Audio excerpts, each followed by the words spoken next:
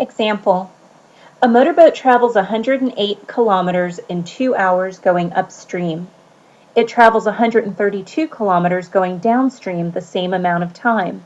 What is the rate of the boat in still water, and what is the rate of the current? So there are two things that we're looking for: the rate of the boat in still water, and to make it easy, let's call that B. And then we're looking for the rate of the current. We can call that R.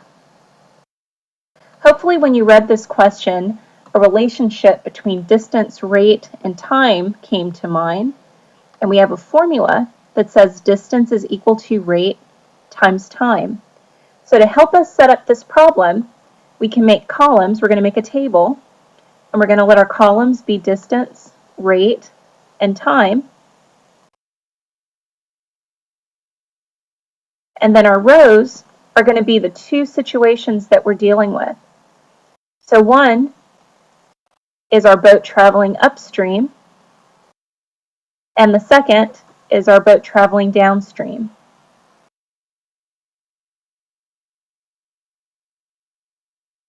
So now let's fill in the values that we know. When the boat is traveling upstream, we're told that it goes 108 kilometers in 2 hours. Okay, well, if something's going upstream, that means it's fighting the current. So the current is going to make the boat go slower.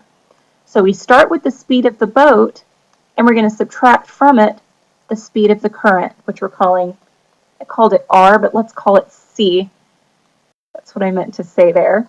So it'll make it easier for us to remember that that's our current. So B minus C. Now when the boat's going downstream, it travels 132 kilometers. Downstream means smooth sailing. The current's propelling us forward even faster. So you take the speed of the boat and you add to it the speed of the current. And we're told it's the same amount of time, so that's also 2. Well, since we have 2 unknowns, we're going to need 2 equations in order to solve them. So this ties right in with what we've been learning with systems of equations. So we can use our formula, distance equals rate times time, to come up with our 2 equations. So from the upstream scenario, we have distance, 108, is equal to our rate, B minus C, times time, 2. In our second scenario, going downstream, the distance, 132, is equal to the rate, B plus C, times time, again, 2. So now I just need to multiply this out so that we have our system in a form that we can work with. So we have 108 is equal to, distribute the 2, so we get 2B minus 2C. Second equation, 132, is equal to, distribute the 2, and we get 2B plus 2C. And now we need to add those together because we can use the elimination method, because notice that the C's are ready to be canceled out. Okay, so those C's go. And when I add these together, it looks like we'll have 240 is equal to 4B. Divide both sides by 4, and we get that B is 60. Okay, well, we also need to figure out what C is. So this is where you pick either of your equations. It doesn't matter which one. I am arbitrarily picking the second equation. And we're plugging in B equal to 60. So we get that 132 is equal to 2 times 60 plus 2C. 132 equals 120 plus 2C. Subtract 120 from both sides. Let me make that look more like a C. So we'll have 2C is equal to 12. Dividing both sides by 2, and I get that C is equal to 6. Okay, so the rate of the boat will be 60. Notice that the distance is in kilometers and the time is in hours. So the speed of the boat is 60 kilometers per hour, and the speed of the current is 6 kilometers per hour. And that's our answer.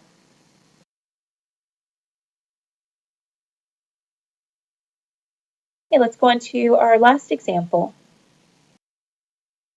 A theater group made appearances in 2 cities. The hotel charge before tax in the second city was $500 lower than in the first. The tax in the first city was 7%, and the tax in the second city was 9%. The total hotel tax paid for the 2 cities was $435. How much was the hotel charge in each city before tax? Okay, so first we need to make note what we're looking for. So we're looking for how much was the hotel charge in each city. Okay, and we're dealing with 2 cities, a first city and a second city.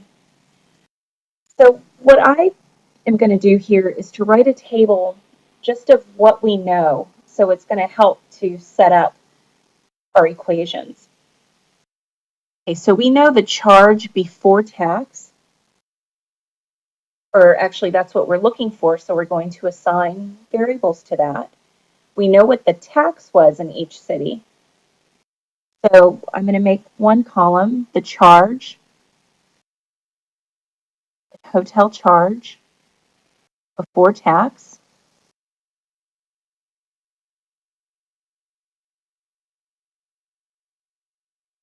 I'm going to make my next column the tax, and I'm going to make my last column the total tax. So let's make that second column the tax rate.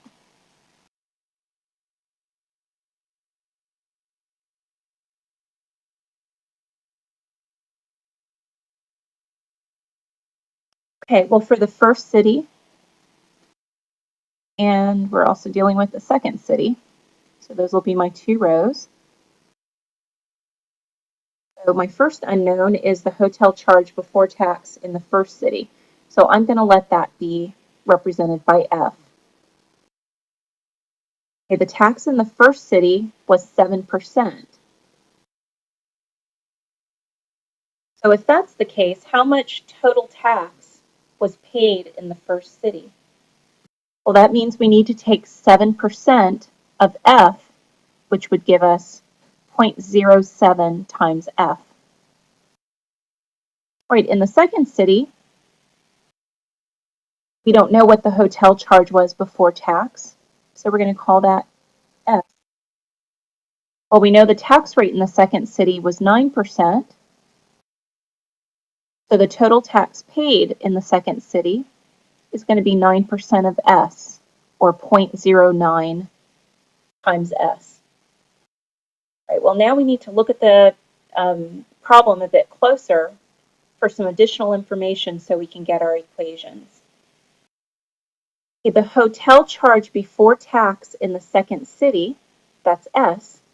The hotel charge before tax in the second city was signifies we're going to have an equal sign, $500 lower than in the first city. So 500 less than F is going to be expressed as F minus 500. Well, the other bit of information we have is the total hotel tax paid for the 2 cities was $435. So if I add 0.07 F plus 0.09 S, that should give me a total of 435. So now I have my system of 2 equations, and I can figure out what my unknown values will be. Well, substitution is going to be the easiest one to use in this case because we already have S by itself in the first equation. Okay, so we're going to substitute that F minus 500 in for S in the second equation. So when we do that, we'll have 0.07F plus 0.09 times, well, now we have F minus 500 in place of S, is equal to 435. So bringing down my 0.07F plus, now I'm distributing 0.09, so 0.09F minus, I'm going to use my calculator, make sure I don't make an arithmetic mistake, 0.09 times 500 gives us 45, and all of this is still equal to 435. 0.07F plus 0.09F is going to give us 0.16F. And now I want to add 45 to both sides. And that's going to give us, doing it in my calculator so I don't make an arithmetic mistake,